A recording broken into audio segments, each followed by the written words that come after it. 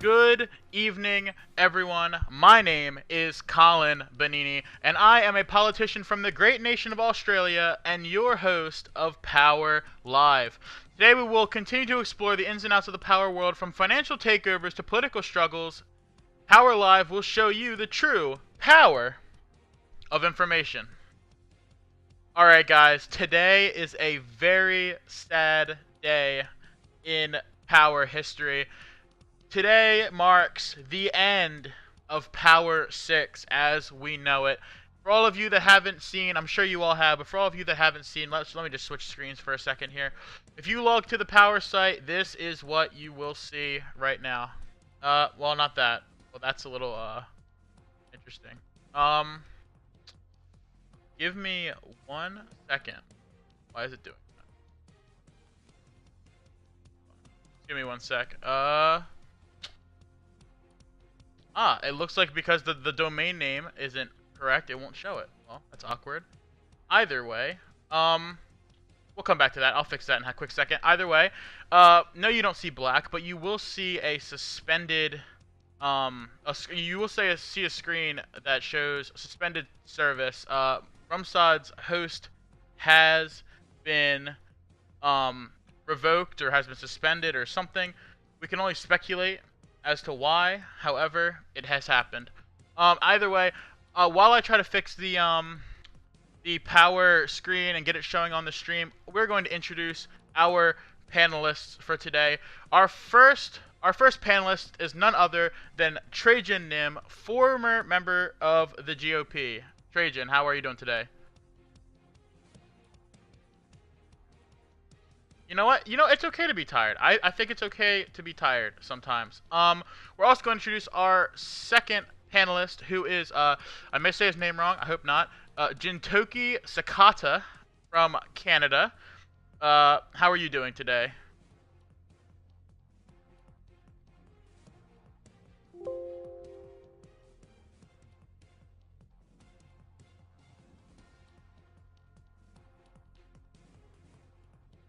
Alright, I think I may have just fixed our issue. Okay, yes, I fixed it. Okay, we now have... Okay, we can now see the screen. Anyway, okay, we fixed the little technical difficulty. So, if you log into Power, this is the page that you see right here. Let me... Okay, yeah, this is the page you see right here, everyone. Account suspended. Power, it is done as we know it. But today, we are going to... Okay, hold on. Can one of you guys talk real quick, Trajan? Oh, well, that is very interesting. Let me fix... No, there's also an issue though with the thing. Nah, it's more like 7. Okay. Sorry. Trajan, talk again. Okay, it's fixed. Okay, hello. cool. Okay. All right, it's fixed. Don't worry about that. Thank you, whoever that was, for saying that.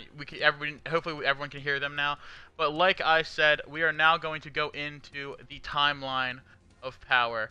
We're going to start from the timeline on the Power Wiki. If anyone wants to follow along at home, this is available to every other person. You just go to the Power Wiki, and we are going to start with the beginning of Power 6, which started on June... I want to say, when was it? June 30th, 2018. Power 6 was implemented by Rumsad. A whole slew of countries were added. They added Brazil, they added Indonesia, Argentina, Italy, South Africa, Spain, Turkey, Saudi Arabia, Iran, Indonesia, India, and South Korea. All those countries were implemented on June 30th. We also have 5 days later, on July 5th, Malaysia, Ireland, Netherlands, Pakistan, and Sweden were also implemented. This was also the Power where I'm not sure if war... was this the part that war was implemented? I'm pretty sure, because this is where all the wars are. So war was also implemented. So let's go. The first major event that happened in Power 6, in my opinion, had to have been the Great Merger. For all of you that don't know what this is, I'll kind of summarize what's written here. The Great Merge took place on July 10th, 2018. Members of the Libertarian Party, the Green Party, the Party for Socialism, the Liberation Party, and the Constitution Party all joined together, and the NUP was created. The National Unity Party was created.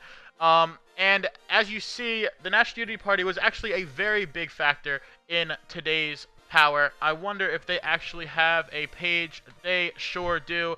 The National Unity Party, here's their logo right here. They were formed back in July, on July 10th of Power 6. They became one of the most important third parties in Power history. Some would say that they even rivaled the second-tier parties as well. So Trajan, you were in America when the NUP was created. When the NUP first created, did you think that they were just going to be another third party that came and went, or did you think that they actually had a base to kind of do something? At first, I thought that they were just a party of literal who's, because I mean, Luna had been basically just lurking for the past since Power 2, Power 3, somewhere in there, and I think that's right, yeah. for all of her work, the Libertarian Party, which was, make no mistake, the largest party that began forming the NUP, had done basically nothing since Power 2 ended, with the last stand being Valadrex in California during Power 3. You also cannot forget the multiple Chuck Huff presidencies in Power 4, but continue. Power 5, I'm sorry. Go on. Power 4 and 5 are fake news. Okay, Frankly, we can agree. Yep, we can agree with that. the events of Power 4 and 5 never happened. The entire player base will tell you this, except someone named Zhukov. I Also don't know true. who that could possibly be. Never heard of him before. Alright, but like I said, that was probably one of the most influential events that happened in Power in early July. However, the next event that happened in Power actually occurred on... Well, that's not correct. We had Edric Neuhoff, who won the 24th presidential election and became the first sitting president of Power... of Power 6. I'm trying to find... Ah, yes, this is what I want. Right here. Edric Neuhoff became the 15th president of the United States and won the 24th presidential election. Actually, hold on. No, I'm sorry. Won the 28th presidential election. Here it is right here. Ran against Abraham McKayes of the Democratic Party. This was on July 12th, 2 days after the NUP were founded. The electoral count was 440 to 95 votes. A modern-day landslide, even an olden-day landslide. The popular vote was massively won by Edric as well, with 810,000 votes to... I'm sorry. 81 million votes to 48 million votes in favor of Edric Neuhoff. Got almost 70% of the popular vote. He took over as president and then ended up winning a second term as president. The Republican Party was off to a great start in this iteration of Power. They were on top of the world, one would say. They were on top of everything. And then we'll go into something that happened soon after this. A massive series of wars started. You had Iran declaring war on the ACA, Spain declaring war on the ACA. All these different wars happening. Jintoki, you being in Canada, being in a foreign country, had to deal wars are probably one of the biggest parts of the game for people in these other countries. So what is your perspective on some of these wars that happened? Well, I mean, for the first couple wars, so for example, the Dutch War, the English War, they were just dumb. Canada had no stake in them. In fact, most of these players had no stake in them. And then all I can really say is at this point I wasn't, or for the English War, I wasn't in government, and so natural strategy or just fun was just to bait the governing party into actually committing to the war. And so we just got pummeled. It was pretty humiliating. There were some weird shenanigans, but ultimately it just kind of does suck because I know I believe Matt Engard had roughly the exact same motivations. Kind of did Canada because we were tired of a lot of the bullshit and wanted to get back to, a bit of a sort of simpler bit of power, and then suddenly all this crap comes down. And yeah, I mean, it sucked. There's nothing much we could do about it. The aftermath totally fucked our economy over. But yeah, it just sucked, dude. I know that also another big major party in world politics at this point was the ACA, the Anti-Communist Alliance, led by Russia. China was involved at a certain point. It was probably the biggest multinational organization out there. And then came an event that's not listed on here, but I believe was a big part of Power 6, was the GOP and NUP negotiations with the ACA mediator. This was an event that I think set the tone for how the rest of Power 6 was going to go. For all of you that don't know what had happened, there was a set of, let's just say there was a set of talks between the GOP and the NUP, where the GOP were trying to offer cabinet seats to the NUP in exchange for a voting bloc to get them into office to combat a potential ACA invasion of the United States. And what had happened was there was a deal that was almost solidified and made. It was agreed to by, I would say, 90% of the people that were present. However, Oates, who at this point was vice chair of the NUP, kept declining and saying, no deal's going to happen, no deal's going to happen, no deal's going to happen. And eventually talks ended up falling through. This set up a... although the NUP was made to be against duopoly, it ended up setting them to be against the GOP, not necessarily against the Democratic Party, but being against the GOP themselves. This led to the NUP-DNC agreement, which we've shown on Power Live before, and this then led to their combined front against the GOP, and we all know how that turned out. So that's another thing that happened that is not on here, but I believe was a big kind of foreshadowing effect for Power 6. Also, for everyone in the audience, if I am missing any major events, please be sure to message in chat. I will put that on there. Another thing that happened in July that is quite close to my heart is actually the first episode of Power Live occurred on, if I can find it. Wonder when the first episode of Power Live was. It was back in July. I forget actually, no, the YouTube would be a lot better for this. The first episode of Power Live did happen back in July. Let's see the actual date on the first episode. July 25th was the first episode of the new Power Live. The previous Power Live was done by Billswax, and we thank him so much for getting us started. That happened in the middle of July. However, the Power Live as we know it today was first started on July 25th, and that was the first episode of Power Live. That also happened in Power 6. Just wanted to put that out there. We have July. Things are going good for the GOP. Edric Neuhoff won the 28th and the 29th presidential election. The GOP had finally passed their cabinet. They had finally gotten their seats. Alex Jones was running, won the 30th presidential election, took over as the 16th president of the United States. This is in August now. We are in August. This is August 11th, where Alex Jones became the 16th president of the United States. However, things changed right before the 31st presidential election. We've talked about this before on Power Live, but this was probably the biggest change that happened in Power. It's labeled on the wiki as the GOP coup of 2018. I can say for a fact that it was not a coup at all, but it was just a couple misunderstandings that led to a very large clusterfuck. We actually have somebody, one of our panelists, Trajan Nim, was actually a very large part of this incident. So Trajan, just kind of I know you've already kind of given your feedback on what kind of happened. People have kind of heard what have happened in regards to you. However, in regards to how this shaped the rest of Power 6, in like looking at it from that light, the events that happened on August 14th and 15th, how did they work to shape what the rest of Power 6 is going to be like?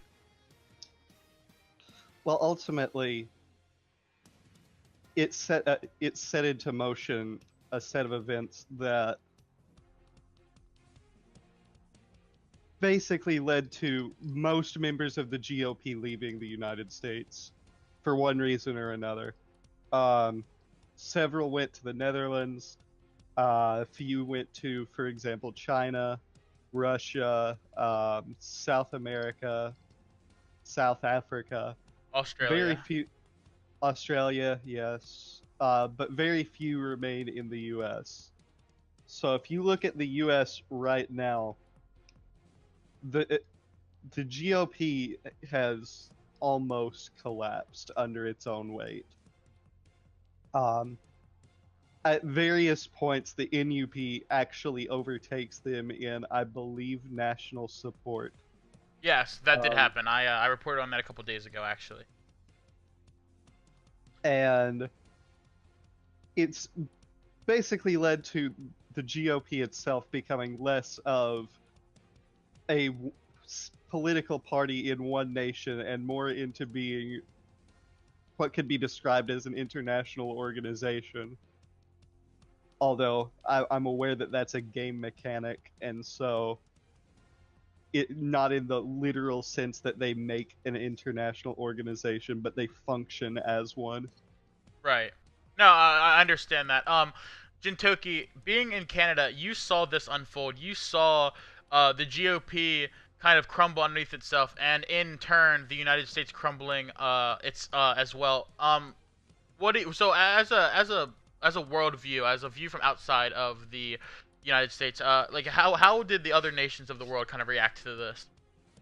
Well, I mean, in the short run, I can say from a Canadian perspective, it was actually really good for us, because at that point we had gotten fucked into one of the Chinese wars of aggression, and we were not winning that. Our whole army had already been wiped out.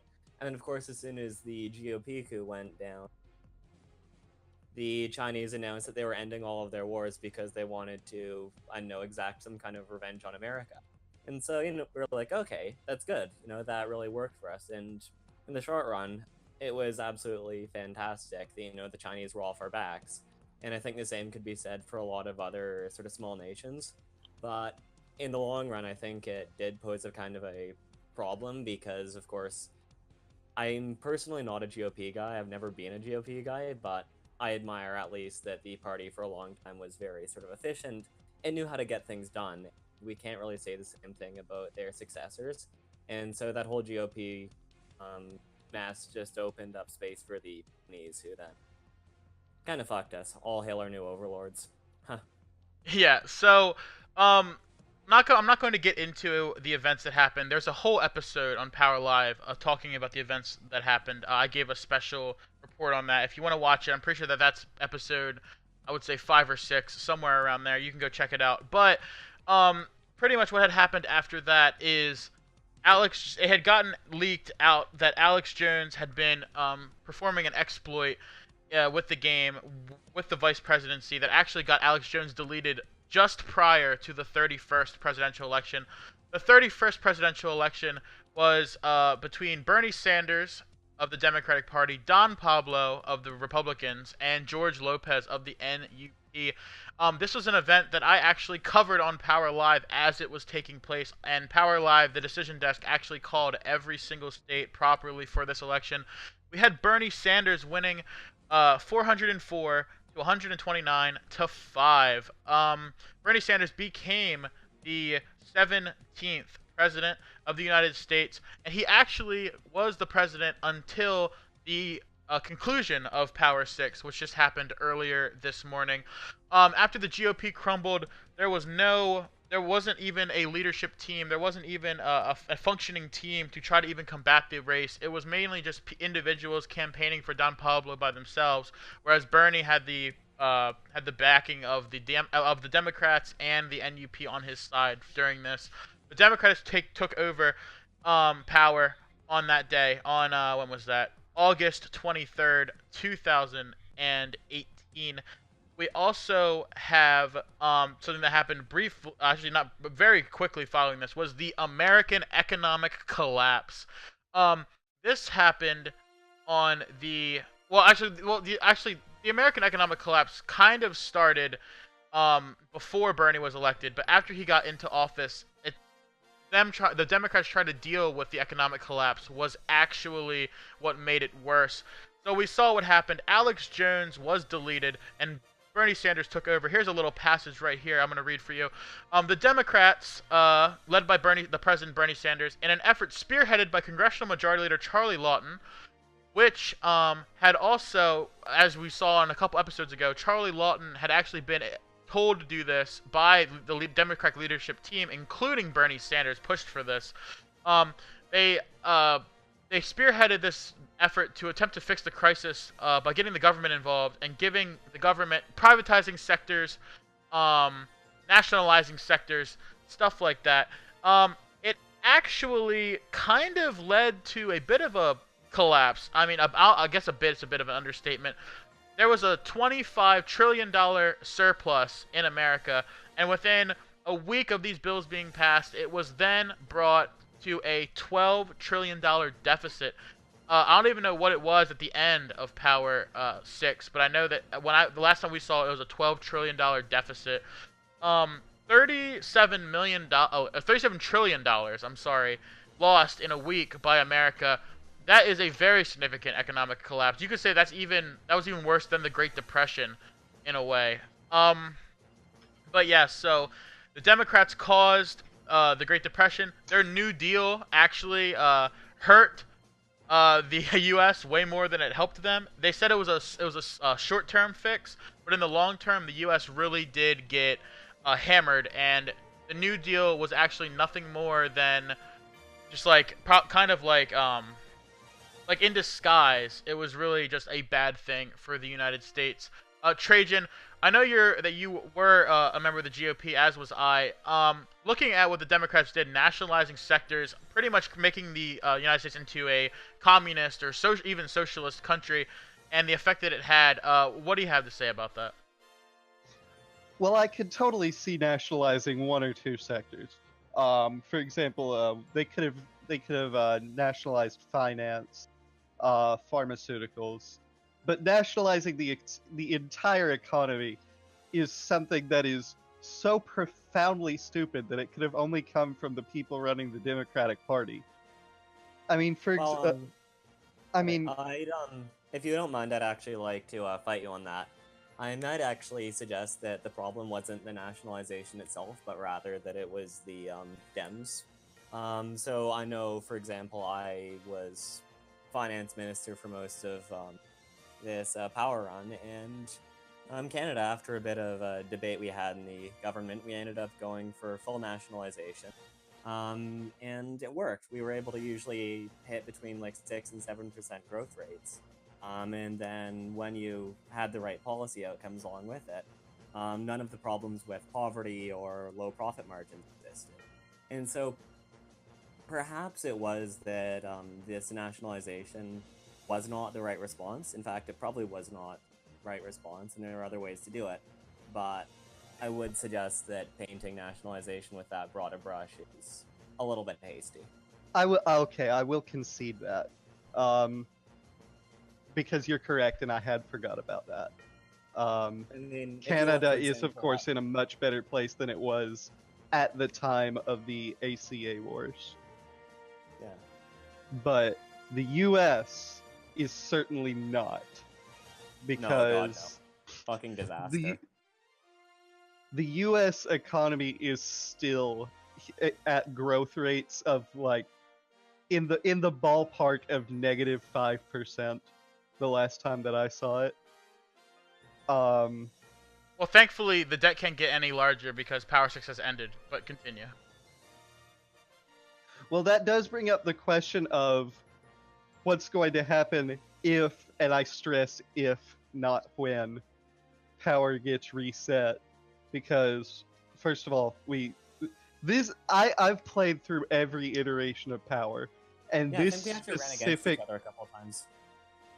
This specific error is one that I have never seen before. Back when the closest thing I can remember is back when the servers were hosted on HostGator, but those errors were very common. They would happen at the drop of a hat, and so it was no surprise when you would see those. I mean, which was the like it was, and even then the problem was more that it was just slow. Like I remember when when Rumsfeld first introduced the markets, and I think it was Sam Hyde who was just like crashing the Chinese economy every 5 minutes. Like wild ride, but at the same time the server couldn't take it. Whereas this seems like it's something completely different.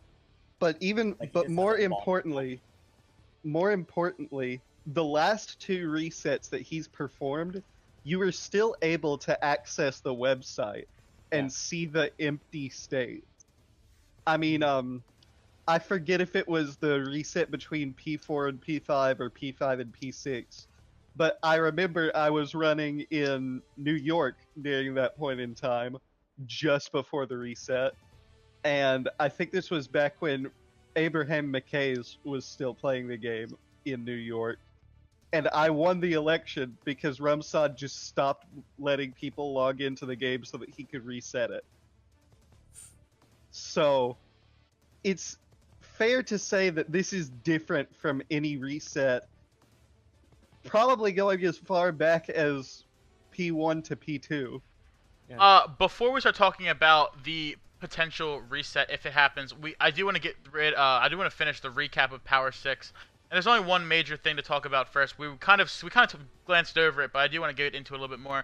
Is pretty much the majority of Power losing interest in this iteration. Throughout this iteration, the players of Power have had to deal with a lot of stuff that they didn't necessarily have to deal with in previous iterations.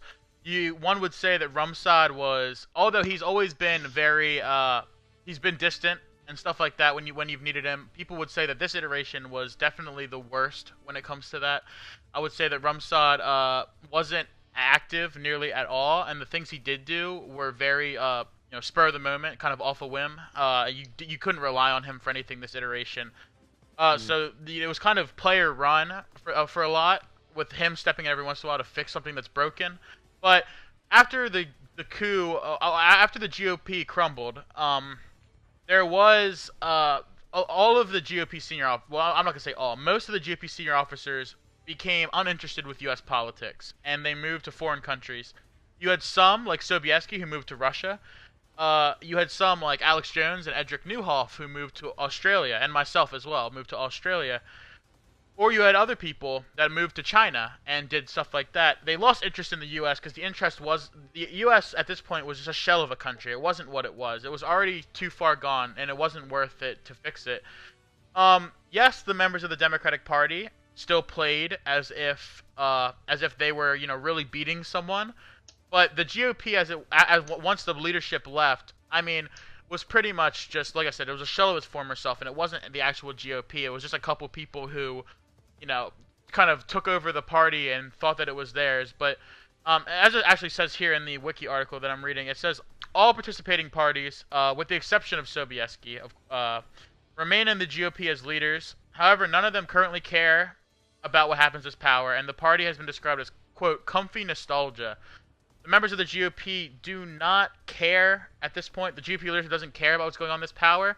And when it comes to reset, we don't even know if they're going to care about the U.S. at the beginning of next Power either, because the GOP at this point in time, after what had happened, and with it wasn't just the crumble of the GOP, but also a lot of stuff that happened on Rumsad's end, a lot of bias that the GOP thought that was being felt, or just some individual instances that happened. The GOP and leadership kind of got fed up with the U.S. and honestly Power in general, but mainly the U.S. because there's a lot that can be done in foreign countries as well. But yeah, so the GOP stopped playing Power, at least in the capacity that they were playing, and so that happened, of course. The other parties, like I said, kept playing and kept trying to made it seem like they were actually doing it and actually beating someone, but they really weren't. because no one else was really caring enough about it. P6, like I said, I can pull the error message up again. But this now goes into our next topic, which is Power 7. The first question that needs to be asked is, will there be a Power 7? That is the first question. Because that's probably the big question. It is the big question. Well, I mean, we can't really answer that until we know what actually happened, because it says, like, account suspended. So is it like, did Rumsod just sort of give up and pull the plug? Did he, move on to other things? Did he just forget to pay his fucking bills? Or is he too broke to pay his fucking bills? Yeah. Is he spending all of his money on Thailand or Vietnam or wherever the hell he's going? Because remember, his main source of income is oppressive games. And the player base of oppressive games is dwindling because the US is just fucking uninteresting right now. Yeah, and of course, it's also that, from a lot of ends, it's there's a fairly toxic element within the player base. Sometimes it's just yes, but that's always been true. Yeah, that's always been a thing. But eventually, I guess people just kind of get fed up with it. And then I think it was also kind of a problem if we're talking about player base to, move, open stuff up outside the US. Because, I mean, on the one hand, it adds a bit of, it adds a bit of depth, and I guess it theoretically brings in block guys. But in practice, it also just really disperses people. So in the end, you end up... Sorry? Oh, I'm sorry. Real quick, sorry, I just wanted to do this before anything happened. I'm gonna pull in our third panelist right now, which is Heimler. Yes, our third panelist, which is Heimler from Germany. Just you can kind of join into the conversation as we're having it. But Jintoki, go. You can continue on to what you were saying. But no, I think it was a mistake to disperse the player base like that, and then after that to allow wars, because it just allowed people to, on the one hand, fuck with each other a lot more than they otherwise might have. And on the other hand, because they didn't really have to socialize with each other, or have some kind of basic modus vivendi, I think it just made power just more less sort of intelligent. There's less strategy involved. People put sort of less effort into it, and it was more just really dumb fucking with each other without really caring about anything else. Yes. So I will ask Himmler the next question as well. When he gets here, he said he's grabbing his headphones really quickly, but yeah. But I think the main question that the player base has to ask themselves. The thing is, the player base can't answer it. But the main question going through the player base's heads right now is: will there be a Power 7? Power 6. Even though for a lot of players, Power 6 had already, in a sense, ended for them, given that it was pretty much, for most of the players, and even the ones that still wanted to play, there wasn't much substance in playing. There wasn't much reason for them to play, given, what was happening. But if, for the ones that, regardless, will there be another Power? Is Power done? Was Power 6 the last iteration? There's a lot of questions you can ask yourself. The only person that knows the answer to that is Rumsod. As far as I know, he's been contacted by numerous people and hasn't gotten back to anyone. But like I said, in the next couple of days, I'm sure we'll know, and hopefully we'll get an update on that by him. I would love to sit down with Rumsod and do an interview on Power Live to answer some of these questions. I've been wanting to do that since Power Live first started. We will see. But we don't have an answer to that, so all we can do right now is go into the next question, which is, if there is a Power 7. If there is a Power 7, what is it going to look like? And first, just because it's easier, we're going to start with the United States. Just because that was the basis of Power. So let's look at Power first, on a party perspective. So you have the GOP, you have the Democrats. I think that it's safe to assume that the Democrats are probably going to stay pretty strong.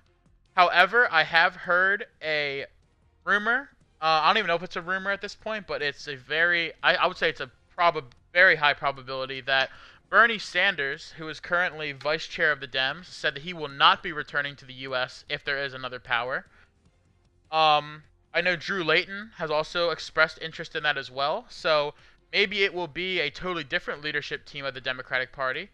Who knows? It doesn't matter. We'll have to find out if there is one. But I have heard from sources very close to Bernie Sanders, namely Bernie Sanders himself, that he will not be returning to the U.S. if there is a Power 7. Um, so then let's talk about the GOP. This is something that's a little bit more open for interpretation. Uh, Myself personally, I was a former member of the GOP. Um, there has been some talk among some former members of the GOP to, if one Power 7 starts again, bring back the GOP, bring back the golden age. However, there's also been a lot of talk about how people in the GOP, namely, you could talk about Pot, you can talk about Alex Jones, Edric Newhoff, some of them that are in these foreign countries, and it's a lot easier. It's it's more low maintenance. It's more, and you can have, you can do a lot more things in these foreign countries without putting as much effort into them. But thing is, if you still put in the effort, you still get to do a lot of great things. So that's, some of the members of the GOP have said that as well. So I'll ask you first, Jintoki. I'll ask you first.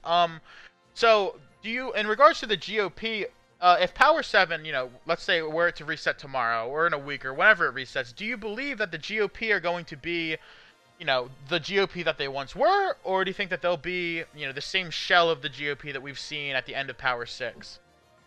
Well, I mean, if you look at the success of some other, of these, tight-knit international player cliques, so for example, the whole Bogdanov thing, or I guess to a much lesser extent, ponies or whatever, I think there's a definite trend towards these, international, very sort of tight-knit, very well-coordinated, but at the same time not, specifically party-based factions, and I think if the GOP doesn't really immediately do well in America, again, if it doesn't immediately sort of come back together, then those same old players who, have the experience, who know their way around the game, and who aren't, your average immediately off 4chan fucking dullard, are probably going to end up like that. Because there's a lot more opportunity to be had internationally, there's a lot more stuff that one can do. And of course, you can also just fuck around on the world market, so yeah, that's what I'd see. That's what I think we'll just see a lot more sort of international networky stuff. Trajan, as a member of a former member of the GOP like myself, what do you think? I don't know if you've talked to some people. I know you are in a bit of a different situation because given what had happened, the majority of the party kind of ousted you. But you know these guys. Like, do you think that they're going to bring it back, or do you think that it's going to be more foreign countries from now on? Well, I've heard from various sources that as soon as reset happens, if anything, any account that's made in the US would just be a side project. Most people that were in GOP leadership at the same time as me, and frankly, I would agree with them on this, simply just don't see the point in staying in the US anymore. Foreign countries have proven a much more worthwhile investment. Yeah, definitely. And frankly, the controversy incoming, I think that's a better thing for the U.S. as well, because a lot of the economic state of the U.S. right now is due to the extreme hostility between the three main parties that were in the U.S. And if one of those parties, whether it be the Democrats, the GOP, or even the NUP, any one of those losing power would result in much higher stability in the U.S. So I think that, frankly, the best thing for the U.S. would be if the GOP just took the route that it's on and just left the U.S. entirely. Well, I'm not entirely because we sure know about... we know the NUP and the DNC have a history of being able to at least work together on some things. So if they were left to their own devices and the people that are in the GOP just fucked off to different countries to pursue their own wants, frankly, I think it would be better for both the GOP because they no longer have to deal with the DNC and the NUP, but also for the United States because it's not permanently in a state of negative national stability. So in regards to that, you mentioned the NUP quite a bit. That brings me to that. Do you believe, because when power resets, there will not be an NUP. There will be the Libertarians again, there will be the Greens, there will be the Party of Socialism, the Liberation Party, and the Constitution Party. Is the NUP going to stay together, or are they going to break back off into their little factions, or are they all just going to defect to the Dems? Like, there's a lot of things that could happen here. Like I said, these are all predictions, but, if you had to put your money on something, Jintoki, where would you put it on? Well, not entirely sure about that one. Because I'm not as in touch with the U.S. as I once was, but I do figure if the GOP fuck off, there's always going to be a broad church of other people who are just going to dick around, so who knows? We can't discount that maybe, Power 7 launches and there's going to be a whole different, generation of people running things in the GOP. Even if, a lot of these, very old, very experienced personalities are off doing other stuff, there could still be, new people who come through. So definitely the NUP, I don't know, it could come back together, but given that, as far as I know, they haven't really won much, I don't really see there being any kind of long-lasting legacy there. Trajan, how about you? Do you think that the NUP are going to stick together? Are they going to go back to their own parties, join the Dems? What do you think?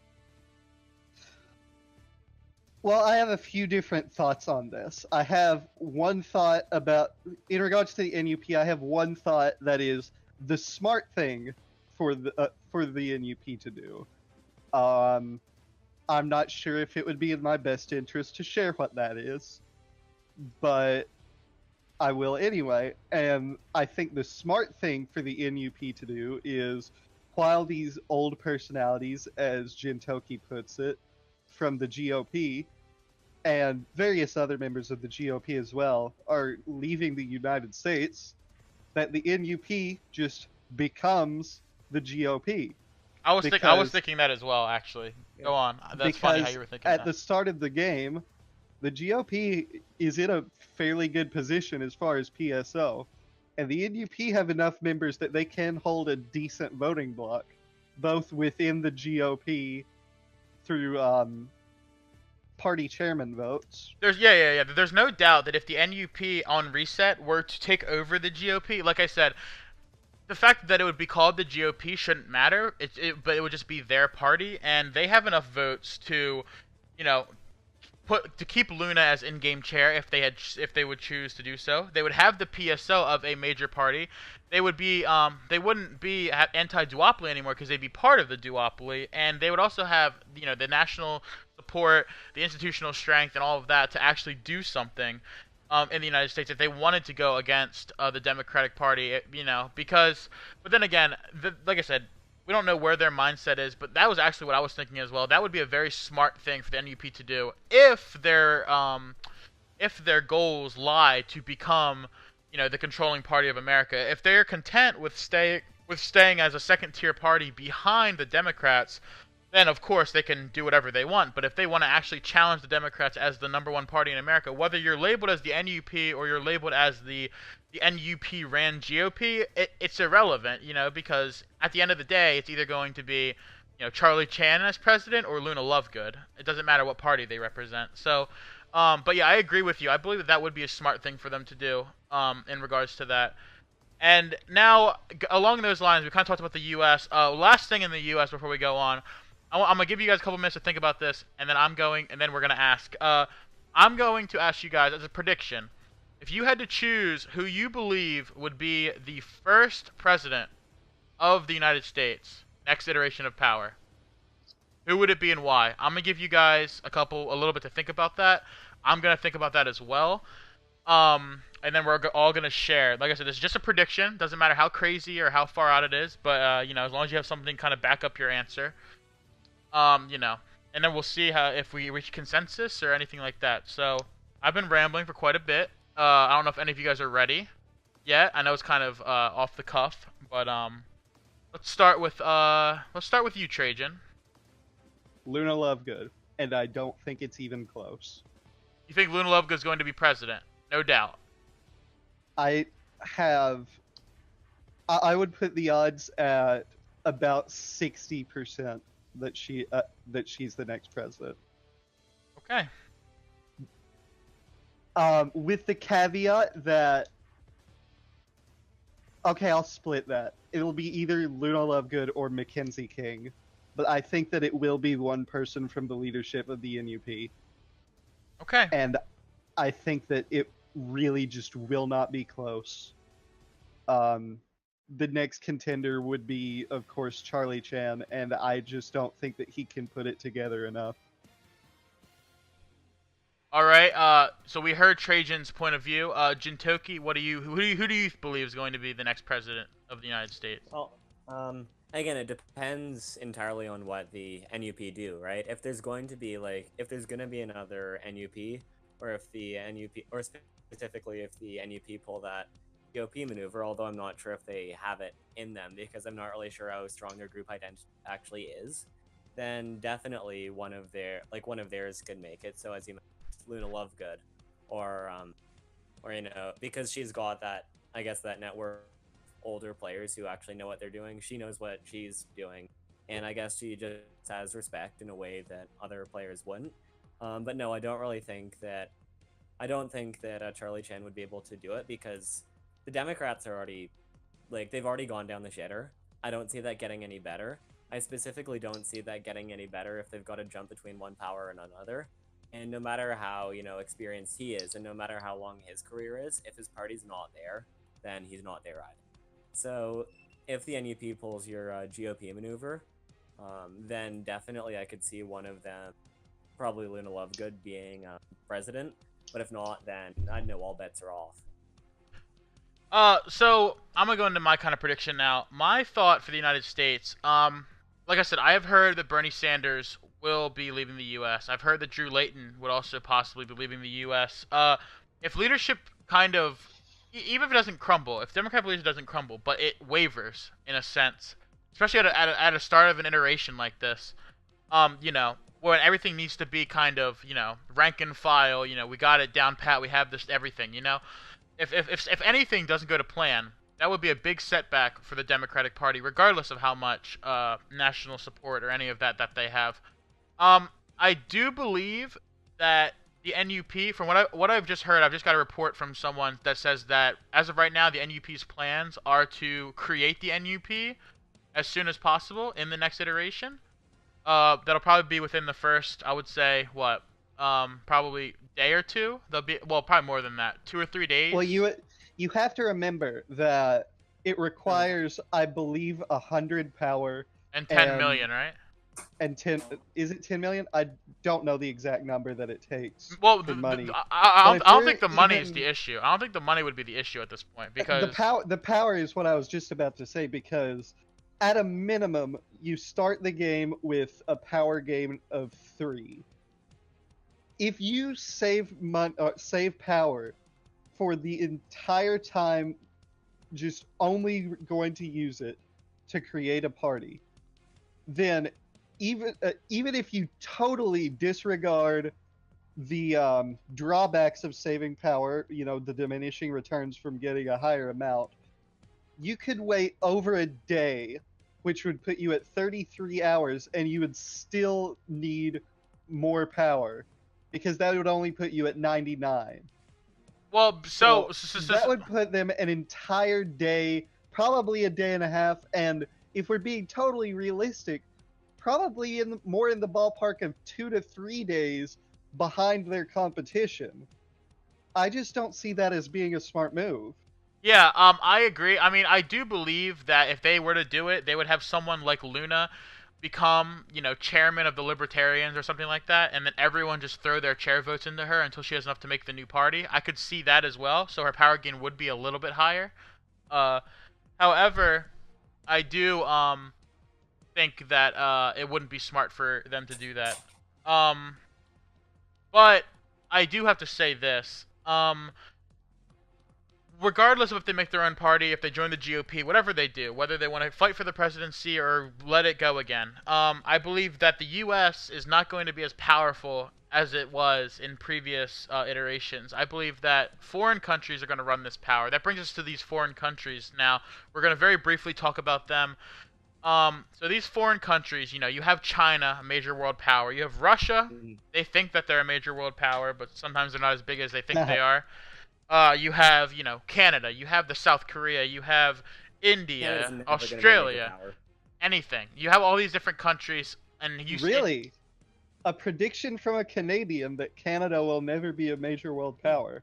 Look, this is my sort of experience from doing Canada. That frankly, no matter what else, we just don't have the military strength to kind of strike out on our own. We don't have the sort of home economic base to do it. And so Canada could theoretically do really well for itself in somebody else's sphere. Like if we were able to, you know, find a big foreign power and glom onto it, then Canada could do great. But if Canada in any ways, you know, on its own, or as happened in this power, one's foreign minister gets a bit too clever for his own good, then Canada just gets fucked because we don't have that same sort of maneuvering power, we don't have the military power, and we just can't really deal in the same place. My thought about this is that, you know, let's just say that like some of our predictions are right, and like the majority of the U.S. player base moves to other countries because the U.S. just isn't interesting enough. There's not enough players to make it interesting. In a sense, power would be turning more into something. Correct me if I'm wrong, but something either like a block or something like that, where it's more it's like more countries against each other versus, you know, the individual state elections that are happening in the U.S. So at what point, if Rumsad's going to become like actual active developer again, at what point does he, you know, maybe he gets rid of the, you know, House of Representatives or something like that because the player base just isn't big enough to do that, you know? I am going to make a comment. You're going to need to put your tinfoil hats on because this might be a little bit of a conspiracy theory. But frankly, I think that Block, Post would be on the lesser end of this, but Block, he had another game that was similar to Block, but it had real world nations rather than created ones. I don't remember what it was called, but most older players can remember when it was launched. I played that, but I don't remember what the fuck it was. So. And then Power.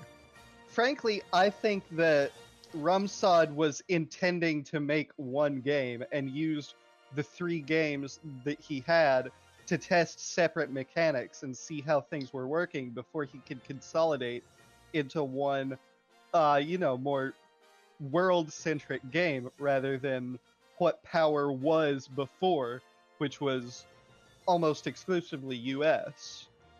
The game was real politics, yeah. Yes. Okay, I just saw the comment. Yeah.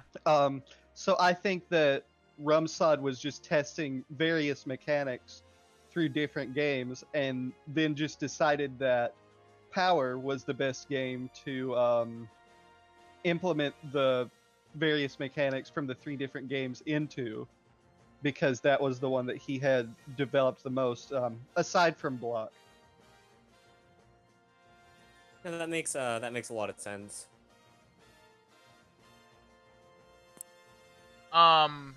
Yes, it does make a lot of sense. Anyway, regardless. So let's just say that, you know, maybe Rumsad's goal is to make consolidate the games together. You know, it brings all these player bases together. You know, you're gonna have these people from Block and these people, you know, the people from Post that, you know, are more, you know, their focus is on these foreign countries. So are these foreign countries going to be, you know, is that where they're gonna go? Where the power people go back to the U.S.? Like, there's a lot of unanswered questions here. I mean, specifically for the Block players, I know Canada actually had a couple Block players, and they fit in pretty well. And we had a sort of nice synergy going on between, you know, Power, Block, and other assorted new people. But at the same time, I found that the dynamic inevitably was, like, the Power people come out on top because we just knew how to run this game handle all the game mechanics better. And Power has a lot more power in it, even in its new, you know, international relations stage, than it does have Block in or whatever.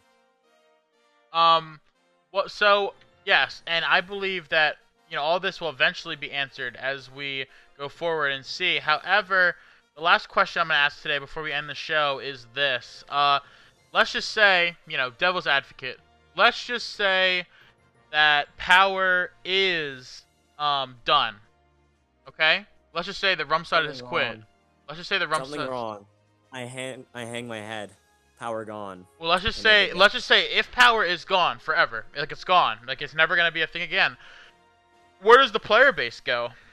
Does everyone kind of suck back to their corners of 4chan or Reddit or wherever these people came from? Like obviously individuals that got close would obviously remain, in contact. However, the player base, because Power by no means is a great game.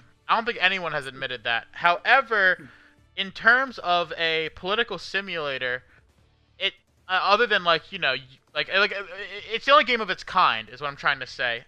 Really, or the best game of its kind. There is they have like mock parliament games and stuff like that. But Roblox Parliament, who win? Right. However, this is the only game of its kind. So where does the player base go? There's people, myself included, that have put hours and hours into this game. I mean, look at Power Live. That's something that I did, not because I was forced to, not because, I was told to, but because I wanted to. And I put hours into this, and people put hours into the game. People put hours into just researching and getting as good at the game as they can. So if it is gone, so where does the player base go? Jintoki, we'll start with you. I mean, I think broadly speaking, it would just end up dispersing, because if there's no other games of the kind, and then it would just go, and that would be really tragic, because I think there's a really cool culture around it.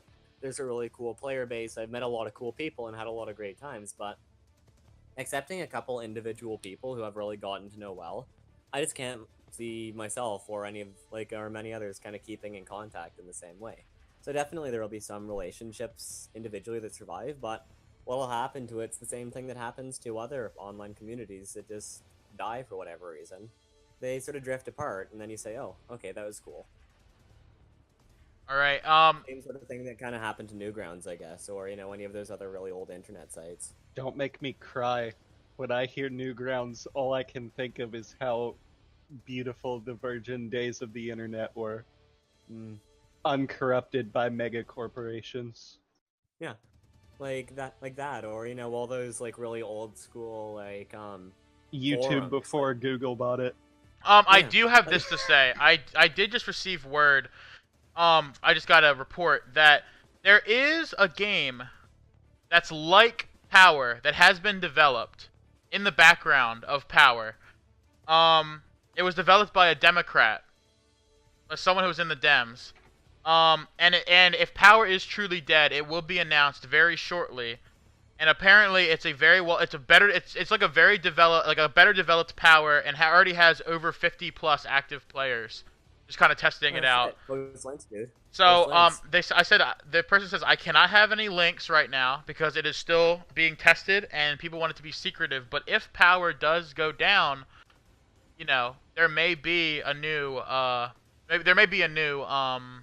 game that does come out. I just received word of that. That's the first I'm hearing of that as well. If something does come out, I will let people know, of course.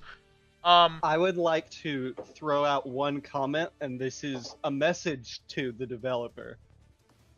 If you were to throw out I understand where you're coming from, but if you throw out a link right now and your player base even gains 10 more people, the rest just decide to fuck off, that's still 10 more people that are there to report bugs to you. The larger your playtest, the better the game becomes. This is just a fact. I get that it will be more work, and that, it might not be what you want it to be right now. But trust me when I say, the more people that you get to check out your game, the more reliable the information will be, because they will find more bugs. Right. But yes. So apparently there is a game in development that is like Power. So when I said Power is the only game of its kind, that may be true, but maybe not for long. I don't have any more information to share on that topic because I'm in the dark on that topic as well. So the question that I have to leave you guys with today is, come a week, come 2 weeks, come a month from now, is Power going to be a thing anymore?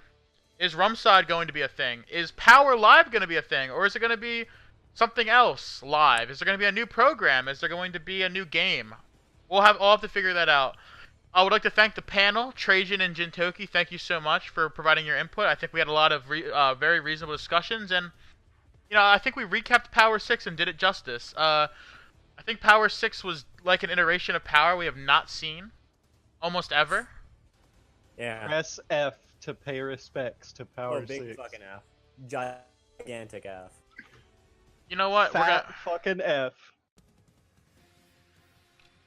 I'm gonna put I'm gonna put an announcement in chat right now. Press F to pay respect to Power 6. And frankly, I think it would have been a better meme if you had just put a giant F on a black background in your current topic box. Bernie, because we all know that Power 6 is done. The only question is Power done? Yes. Is Power done? That's the real question. We can hope for the best, but right now we don't even know if Rumsod is alive. That is true. Much less if he is developing still developing and paying bills. Much less if he intends to continue to run the game afterwards. Well, in regards to Rumsod, I'm on the like a dirtbag server with him, and so if I ever see him active, I'll just ask him and let you know.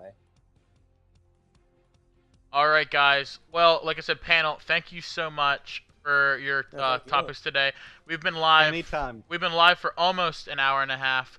But like I said, guys, this is possibly the goodbye to Power, but it is definitely the goodbye to Power 6. So, thank you guys for watching. This has been the first season of Power Live.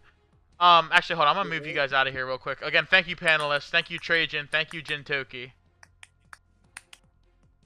Alright, well, like I said, guys, thank you so much. This has been the inaugural season of Power Live. There were 9 episodes this season. 9 episodes where you guys tuned in the audience to watch me ramble on about things that have happened in a video game power simulating, like politics simulator universe, and you all sat here and listened to me ramble on about it. However, it just shows that, if people come together and care about something and, everyone enjoys playing Power. If you didn't enjoy it, you wouldn't be here. If I didn't enjoy doing Power Live, I wouldn't be doing it. But, like I said, thank you guys for coming here. It's been a great first season, 9 episodes. Hopefully next season, whether it be Power Live Season 2 or whether it be Blank Live Season 1, who knows what it's going to be. I'll be back. I hope that you all join me next time, whenever that may be. A week from now, a month from now, tomorrow, the next day after that. I hope that you all join me next time as we continue to expose the true power of information. However long it may be, a day, a week, a month. Just have a great time, everyone. Stay safe. This has been Power Live Season 1. Have a great night.